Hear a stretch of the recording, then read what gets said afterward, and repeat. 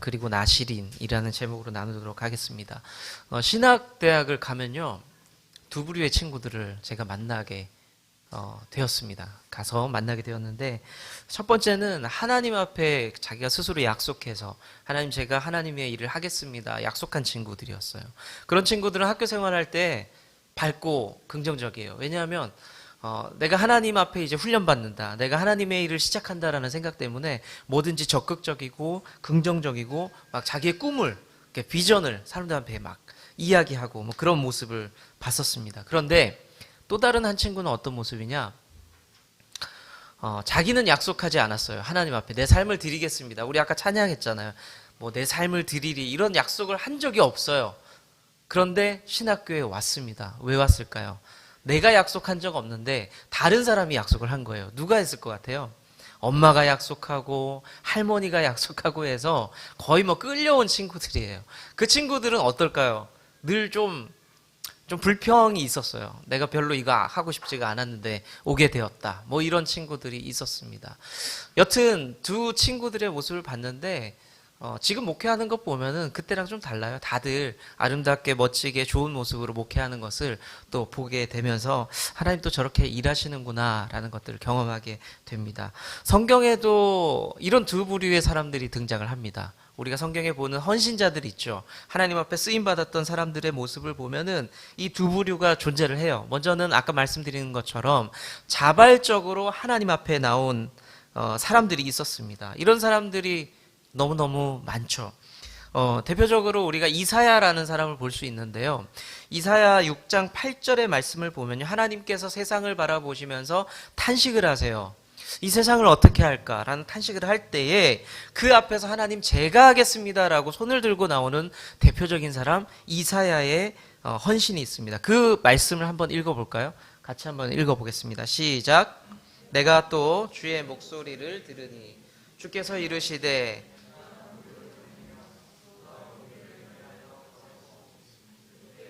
이르되 내가 여기 있나이다, 나를 보내소서 하였더니. 불편하고 어려운 길인 것을 알았지만, 할 일이 많기 때문에 어려운 것을 알았지만 그 길을 내가 가겠습니다라고 손들고 나와서는 이사야의 모습을 우리가 확인을 할 수가 있습니다. 귀하죠. 그런데 반대로 아까 또 다른 친구의 모습을 설명드렸잖아요. 반대의 모습이 성경에도 등장을 합니다. 자기는 헌신할 의지도 없었고 생각도 안 했어요. 근데 부름받았어요. 대표적으로 딱 떠오르는 사람 있죠. 요나와 같은 사람 있죠. 하나님이 부르셨는데 가기 싫어서 배 타고 도망가다가 또 붙잡혀 갔던 요나의 이야기가 있었습니다. 또 다른 사람이 있는데, 하나님과 이렇게 대화를 하다가, 하나님 부르셨잖아요. 대화를 하다가 설득을 당해서 부르심에 응답한 케이스가 있어요. 모세와 같은 사람이죠. 하나님과 긴 대화 끝에 설득당해서 헌신을 하게 됩니다. 그리고 자기는 아무 의지가 없었어요. 자기는 생각도 안 했는데, 사실은 자기는 태어나기도 전이었어요. 그런데 어머니가 기도해서 하나님 앞에 헌신된 사람들이 분명히 있었습니다. 그러니까 기도하면서 낳은, 그러니까 아이 하면은 한나, 기도하면서 아이를 가진 한나라는 어머니가 있죠. 저는 좀 이렇게 표현하면은 여러분들이 뭐 그렇게까지 얘기하나 싶을 수 있겠지만, 저는 한나의 아들 사무엘이 하나님 앞에 그래서 헌신을 당했잖아요. 이 헌신을 당한 거예요. 저는 좀 피해자라고 보거든요. 어떻게 들으실지 모르겠지만, 그 어린 사무엘은요, 자기는 아무것도 안 했는데 그냥 하나님 앞에 갖다 바쳐진 거예요. 어떻게 보면 이 아이는 어렸을 때 약간의 좀 어려움, 힘겨움, 고통이 있었을 수도 있습니다. 오늘 주인공이요, 이 사무엘의 케이스입니다. 자기는 아무 의지도 없었고 생각도 안 했었는데 헌신을 당한 그 두 번째 케이스, 오늘 주인공이 그런 케이스입니다. 사사기 13장 5절의 말씀을 우리 읽었었는데 한 번만 더 보도록 할게요. 한번 읽어보겠습니다. 시작. 보라, 네가 임신하여 아들을 낳으리니 그의 머리 위에 삭도를 대지 말라. 이 아이는 태에서 나옴으로부터 하나님께 바쳐진 나시린이 됨이라. 그가 블레셋 사람의 손에서 이스라엘을 구원하기 시작하리라 하시니. 그러니까 태어나면서 자동으로 하나님 앞에 드려지고 사명이 사명을 부여받게 된 이 사람이 누구냐? 우리가 잘 알고 있는, 교회를 안 다니는 사람도 알고 있는 삼손입니다. 삼손. 삼손 하면 딱 떠오르는 게 뭡니까? 머리. 저는 힘이라고 생각했는데 머리입니까? 삼손이 힘이 셌었죠. 그리고 머리도 맞습니다. 이 삼손은 태어나면서부터 사실은 우리가 사사삼손이라고 부르는데 사사삼손이면서 어떤 그룹 안에 들어가요. 나실인이라는 그룹 안에 들어가게 됩니다. 그런데 이 나실인은 어떤 사람들이냐? 13장 7절에 기록이 되어 있는데요. 이 부분도 한번 읽어볼게요. 시작. 그가 죽는 날까지 하나님께 바쳐진. 자, 나실인에 대한 이야기는 조금 이따 또 해볼게요. 그러니까 삼손이 속해 있었던 나실인이라는 사람들이 어떤 사람이냐 이따가 나누겠는데, 다만 먼저 말씀드리고 싶은 것은 저와 여러분들이 이 땅을 살아가는 현대 21세기에 구원받은 그리스도인이 나실인이다라는 것을 먼저 말씀을 드리고 싶습니다. 하나님 앞에 우리는 사명을 받았어요. 부르심을 받았어요. 나실인과 우리의 삶이 별반 다르지 않다. 그런데 이 부르심이요, 좀 부담스러워요, 사실은. 하나님 나를 부르셨다. 그리스도인답게 사는 게 사실은 좀 부담되고 어려운 부분들이 있습니다. 그래서 오늘은 하나님 앞에 부름받았을 때에 여러분들에게 이런 얘기를 해주면 참 좋겠어요. 영광스러운 자리입니다. 충성하십시오. 순종하십시오. 우리가 아름답게 쓰임받습니다. 이런 얘기 먼저 딱 해드리고 축복해드리면 참 좋겠는데, 어떠세요? 하나님 나를 부르셨대요. 무슨 마음부터 드세요? 좀 부담스러운데? 좀 이거 어려울 것 같은데? 그런 생각 든단 말이죠. 그래서 오늘은 그 부담을 먼저 이야기를 해보고, 그리고 나서 우리가 좀 다짐을 해보는 시간들을 좀 가지면 좋겠다라는 마음이 있습니다. 자, 우리가 부름받았을 때 첫 번째 부담이 뭐냐? 구별된 삶입니다. 구별된 삶. 구별됐다는 것은 기본적으로 인내하는 것과 불편함을 같이 동반하게 됩니다. 구별됐다는 말은요. 베드로전서 2장 9절에서는 우리의 부르심을 이렇게 이야기하고 있어요. 한번 같이 읽어볼게요. 베드로전서 2장 9절의 말씀입니다. 시작. 그러나 너희는 택한 족속이요 거룩한 나라요 그의 소유가 된 백성이니 이는 너희를 어두운 데서 불러내어 그의 기이한 빛에 들어가게 하신 이의 아름다운 덕을 선포하게 하려. 자, 우리의 부르심을 특정하는 어떤 특징하는 문장들을 좀 부분들을 찾을 수 있는데요. 첫 번째 택하신이라고 제가 빨갛게 표현을 했죠. 택하신, 하나님께서 특별하게 부르셨다라는 뜻을 가지고 있습니다. 그리고 두 번째는 제사장이라는 말이 있어요. 우리를 제사장으로 부르셨다. 그러니까 제사장은 아무나 제사장 되는 거 아니잖아요. 그렇죠? 그렇게 볼 수 있고, 거룩한이라는 표현도 나오는데 성경에서 말씀하시는 거룩하다라는 표현은 구별했다라는 뜻이에요. 얘는 얘와 달라 이렇게 잘라서 구별했다라는 뜻을 가지고 있습니다. 핵심이 뭐냐? 우리가 하나님 앞에 부름받았다라는 것은 우리가 아무나는 아니다라는 뜻이에요. 저와 함께 예배드리는 여러분들이 성도라고 부름받았어요. 이거는 그냥 하나님 입장에서는 여러분들은 아무나는 아니에요. 내가 아무나 부르지 않았다. 이 표현이 영광스럽고 감사하죠. 그런데 왕이 견뎌야 할 어떤 무게들이 있잖아요. 우린 쉽게 이렇게 표현하죠. 왕관을 쓰려는 자, 그 왕관의 무게를, 왕이 되려는 자, 그 왕관의 무게를 견뎌라 라는 말을 알고 있습니다. 너무 무겁죠. 힘들죠. 하나님이 우리를 부르셨다는 말이 사실은 감사와 기쁨과 이런 감격이 있을 수 있지만 동반되는 게 뭐다? 부담이 있다. 하나님 우리를 향한 그런 부르심은 부담이다 라는 겁니다. 구원의 첫 번째 반응은 감사와 감격이 맞아요. 우리가 성경을 보면서 하나님 앞에 부름받을 때에, 구원받았을 때 감사하죠. 하나님 앞에 감사합니다. 그런데 살아가면서 설교를 들으면서 말씀을 보면서 스스로 보면서 어떠세요? 내가 이렇게 살아야 되는데 부담이 밀려오기 시작하죠. 하나님 뜻에 맞춰서 내가 좀 맞춰가야 되는데 내가 잘 그러지 못한다라는 부담이 있고, 또 말씀을 보면 볼수록 어떤 게 있냐면 안 되는 게 많은 것 같아요. 내 삶에 보니까 군더더기가 많은 것 같아요. 잘라내야 돼요. 내가 이렇게 살면 안 되는구나. 이것도 없애야 되고 저것도 없애야 되고 제한되는 것이 많은 것을 느끼게 됩니다.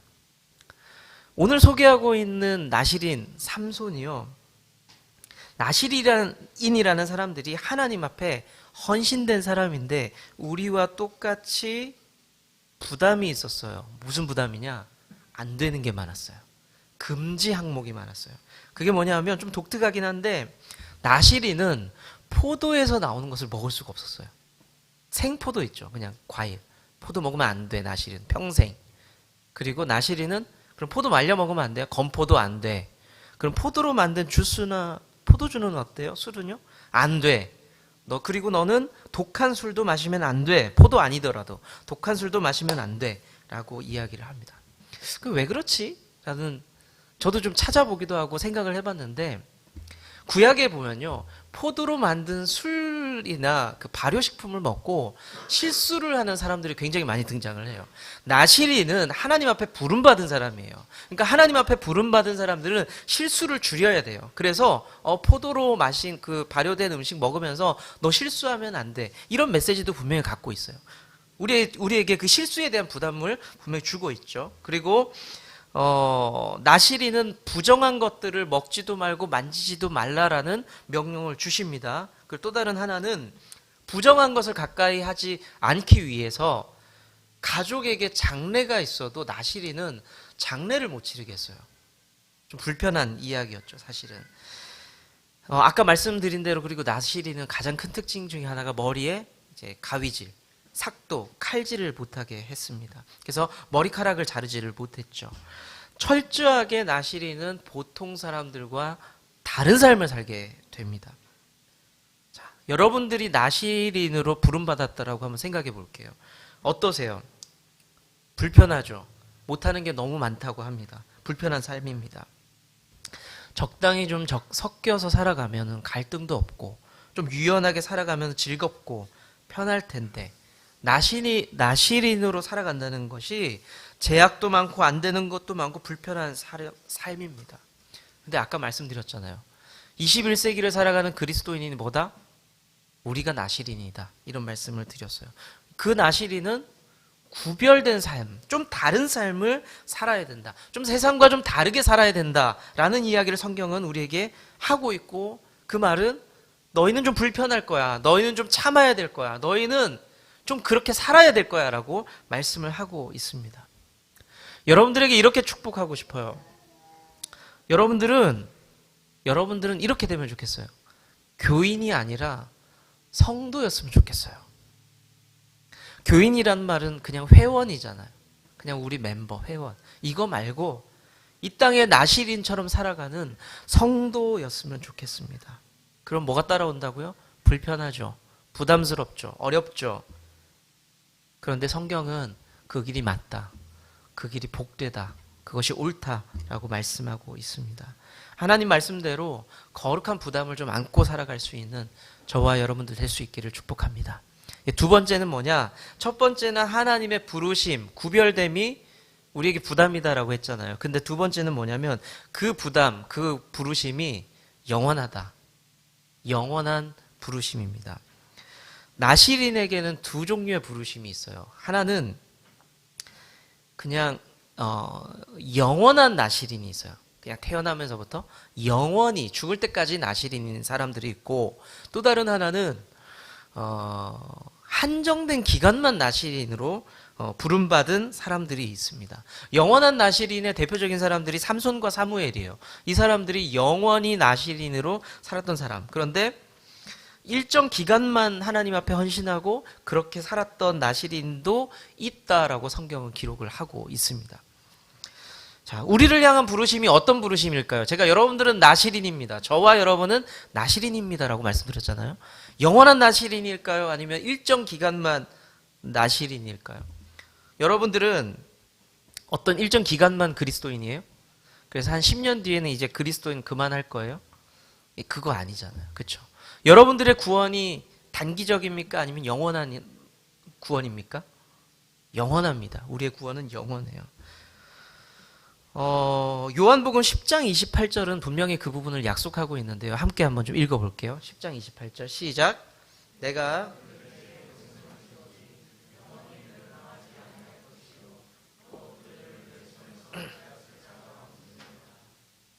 네, 우리의 구원은, 우리의 부르심은 뭐냐? 영원하다. 나시린의 두 종류 중에서 영원한 부르심을 받은 나시린이 있다고 말씀을 드렸는데, 우리의 부르심은 그와 같다라고 볼 수가 있다는 거죠.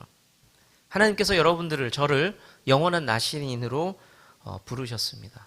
엄청 부담스러운 거예요, 이거. 여러분들 평생 절제하고 말씀대로 살고 순종하고 그렇게 살아야 됩니다.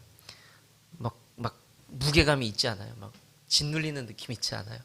어려운 거예요. 사실 쉬운 부분이 아닙니다. 그런데 우리가 좀 다른 면으로 생각해 볼 수 있어요. 영원한 나시리는 부담도 갖고 있지만 하나님께서 영원히 여러분들과 함께 하신다는 약속이에요. 하나님께서 여러분들을 영원히 지키겠다는 약속이에요. 내가 너를 끝까지 보호하겠다는 그 약속입니다.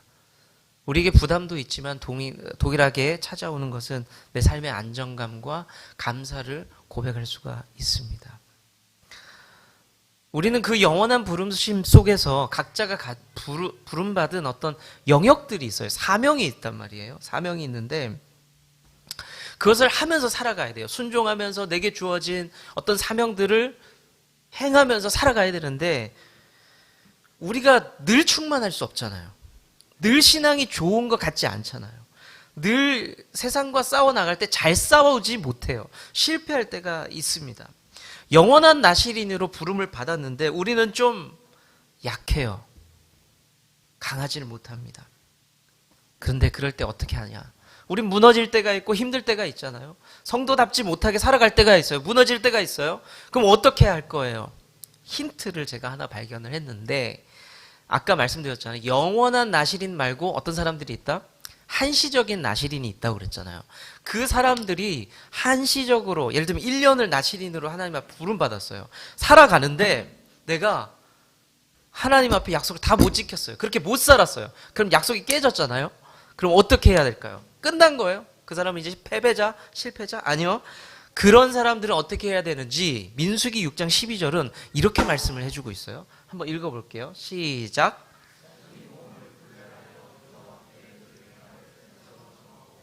1년 된 순양을 가져다가 드릴지니라. 자기의 몸을 구별한 때 그의 몸을 더럽혔은즉 지나간 기간은 무효니라.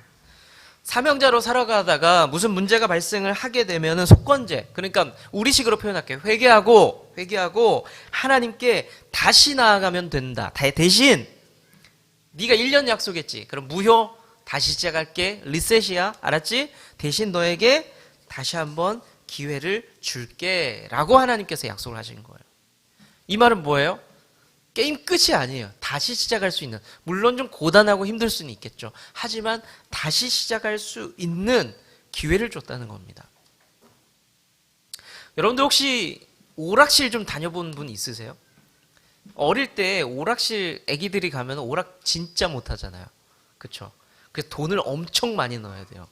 그래 엄청 많이 넣는데도 흔히 말하는 끝판을 못 깨요. 돈만 엄청 깨지고. 그렇죠? 근데 제가 어른이 되었는데 어릴 적에 했던 그 게임을 샀어요. 중국의 그 게임, 중국에서 해외 직구로 샀습니다. 집에서 TV에 연결해서 어릴 적에 돈을 그렇게 많이 넣었던 그 게임기를 집에서 TV에서 해보게 됩니다. 제가 꿈에서 그리던 끝판을 깨게 됩니다. 돈 10원도 안 넣고. 어떻게 했을까요? 계속 리셋. 버튼만 누르면 다시 할 수 있어요. 이어가기, 끝판을 깼어요. 자, 사랑하는 성도 여러분, 제가 왜 이런 말씀을 드릴까요? 우리의 인생에 주어진 그 사명과 미션이 쉽지가 않아요. 끝까지 수행하는 게 참 어려워요. 나시린답게 살아가는 것이 어렵습니다. 실수도 해요. 참아내지만 고통스럽기도 합니다. 그런데 하나님께서 뭐를 주셨다? 기회를 계속해서 주세요. 내가 무너질 때에 다시 시작할 수 있는 기회를 주셨다라고 오늘 말씀은 그렇게 우리에게 위로하시고 용기를 주고 알려주고 있다는 것입니다.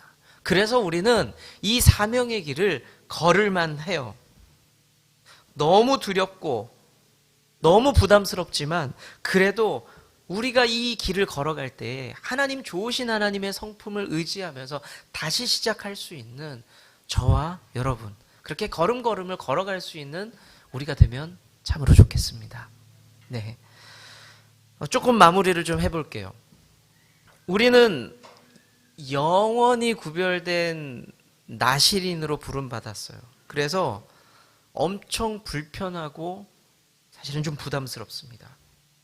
어떻게 살아야 되느냐? 나실인처럼 부정한 것을 좀 멀리하고 절제하고 주님 말씀하신 것들을 좀 지켜내면서 그렇게 살아가야 되는 사람들입니다. 우리의 부르심이 좀 부담스럽지만 우리가 하나님 앞에 노동하는 마음일까요? 노가다하는 마음? 힘만 들까요? 고통만스럽고 어렵기만 할까요? 아니요, 하나님은 그렇게 두지 않으셨어요. 하나님 앞에 부름받았던 수많은 사람들이 고통스럽고 어려운 시간들을 보냈죠. 그런데 그냥 그렇게 끝내지 않으셨어요. 하나님께서 설득해서 모세를 부르셔서 수많은 사람들, 민족을 구원시키셨어요. 애굽에서 탈출시키셨죠. 사사들을 부르셔서 어떻게 하셨어요? 자기의 민족을 지켜냈습니다. 하나님의 백성들을 지켜냈고 하나님의 백성들의 거룩함을 다시 한번 지켜내기도 했었습니다. 그럼 구약에 부름받았던 수많은 선지자들, 신약에서 부름받았던 예수님의 제자들을 보세요. 하나님께서는 그 사람들을 통해서 놀랍게도 하나님의 일들을 하나씩 하나씩 진행시켜 나갔다는 것을 우리는 볼 수가 있습니다. 하나님의 백성은 불편하고 부담스러워요. 이건 사실이에요. 저는 여러분들의 삶이 저는 그렇다고 생각해요. 그리고 여러분들 그래서 위로하고 싶어요. 얼마나 힘들어요. 그리스도인답게 산다는 것이. 그런데 여러분들에게 이렇게 위로하고 싶어요.